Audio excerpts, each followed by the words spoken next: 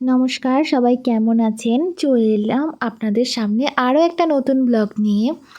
আজকে আমরা দাদা দিদিদের সাথে গেছিলাম একটা ফিশিং পায়ার দেখতে।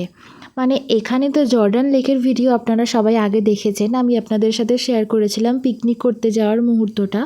আজকে আমরা সবাই মিলে চলে গেছিলাম এই জর্ডান লেকেরই একটা পার্টে, যেখানে ফিশিং করা হয়। তো চলুন সবাই মিলে সেখানে চলে যাই।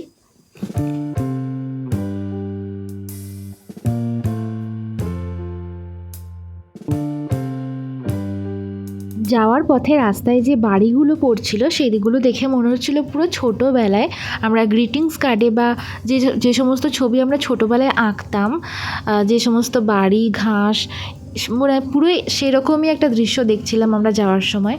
তো কথা বলতে বলতে আমরা পৌঁছেও গেছি সেখানে, যেখানে আমরা ফিশিং করতে যাচ্ছি। এই যে লেকটাতে এসছি, এই লেকটা দেখতে খুবই সুন্দর ছিল। এটা সম্ভবত জর্ডান লেকেরই একটা পার্ট, আমার ঠিক জানা নেই।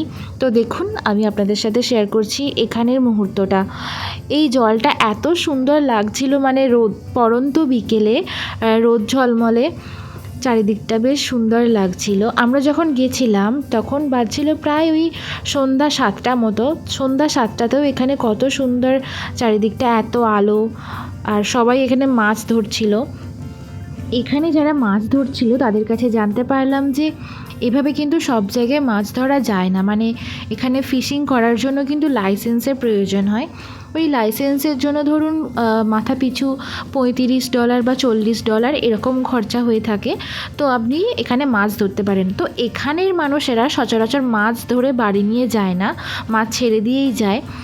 এখানে মাছ ধরাটা হচ্ছে একটা মানে শখ, মানে মানুষের শখের দাম লাখ টাকা কথাতেই আছে। তো মাছ ধরাটাও এখানে কিন্তু শখের মধ্যেই পড়ে। আর এইভাবে শখ মেটাতেই এখানে দেখতে পাচ্ছেন অনেক দেশের মানুষ এখানে এসছে। এখানে গিয়ে আমাদের পরিচয় হলো অনেক দেশের মানুষের সাথে। এখানে আমরা চায়না, পাকিস্তান, বাংলাদেশ সমস্ত দেশের মানুষের সাথে এই মাছ ধরা জায়গায় এসে পরিচয় হলো। তো খুবই ভালো লাগছিল। আর সবাই দেখেই আমাদেরকে বুঝতে পেরেছে যে আমরা ইন্ডিয়ান। আমাদেরকে ওনারা জিজ্ঞেস করছিলেন যে ইন্ডিয়ানের মানে কোন এরিয়া থেকে এসছি আমরা, রজনীকান্ত নাকি অমিতাভ বচ্চন। মানে ওরা বলতে চাইছেন যে আমরা সাউথ ইন্ডিয়ান থেকে এসছি নাকি দিল্লি, মুম্বাই এখান থেকে এসছি। তো শুনেও বেশ ভালো লাগলো, নিজের দেশের কথা শুনতে কার না ভালো লাগে। তো এই যে দেখতে পাচ্ছেন চারিদিকটা এত সুন্দর লাগছিল সেই সময় বিকেলের দিকে, মানে একদম নিস্তব্ধ চারিদিকে, কিছু পাখি ডাকছিল। আমরা ঘুরতে ঘুরতে এখানে জলে নামার জায়গা খুঁজছিলাম। তো এখানে এসে দেখি যে জলের মধ্যে নেমে একজন মাছ ধরছে। আর আমি তো সব জায়গায় গিয়ে একটু পাগলামি করি, তো এখানেও এরকম পাগলামি করতে গিয়ে ছবি তুলতে গিয়ে একটু জলে নামলাম। সেই মুহূর্তটাও আপনাদের সাথে শেয়ার করছি, দেখতে থাকুন।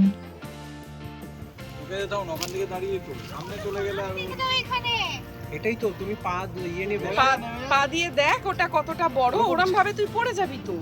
ঝাঁপিয়ে যেও না, পা দিয়ে যাও, কিচ্ছু হবে না। খুব ডিপ নয় ওখানটা, তুই পা দে। আরে তুই পা দে, নাম। তোর ভিডিও উঠছে কিন্তু। আরে না না, কিছু নেই। ওই ভিডিওটা একটু তুলে দে না ভোরটা। আরে তুই না, ও কিছু করছে না, বোঝা যাচ্ছে না। ওখানে তুই বসলে তো তুই ভিজে যাবি। গেল গেল গেল, লাফ দিয়ে যাবি না, আস্তে আস্তে পাটা ইয়ে করে করে যাও, নেমে যা। হ্যাঁ যাও, ডবল ডবল। পড়লি, পুরো পড়লি, পা ঢুকে যাচ্ছে। আচ্ছা নে আয়, পা ঢুকে যাচ্ছে পুরো পলিতে। আচ্ছা তাহলে পা ধুয়ে নে, তাহলে ওখানেই বসে কি করবি কর, তাহলে এইটাতে বসি। আচ্ছা আচ্ছা, তোমার যা প্ল্যান ছিল সেটা বলো। এটা হ্যাঁ, ক্রিস্টাল ক্লিয়ার ওয়াটার। হ্যাঁ ওইটাই ক্যারিবিয়ানই সম্ভব, অ্যাটলান্টিকে কোনোদিন সম্ভব। লোকে ভুলভাল ইন্টারনেটে দিয়ে রাখে।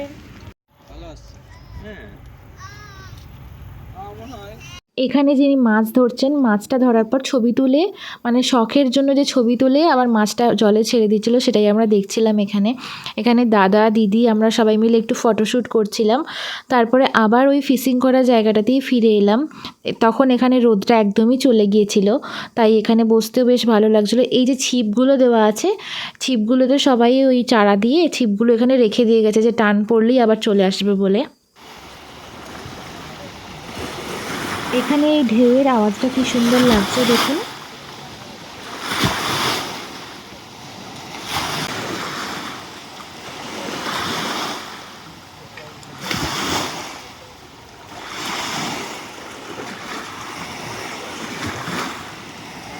এবার বাড়ি ফেরার পালা। বাড়ি ফেরার পথে কি দেখলাম চলুন আপনাদের সাথে শেয়ার করি।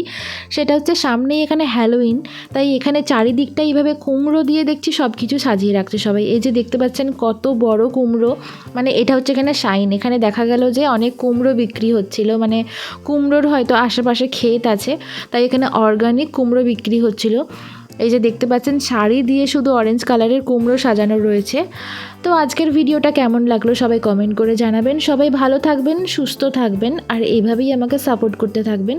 Thank you so much for watching this video. Take care, bye by.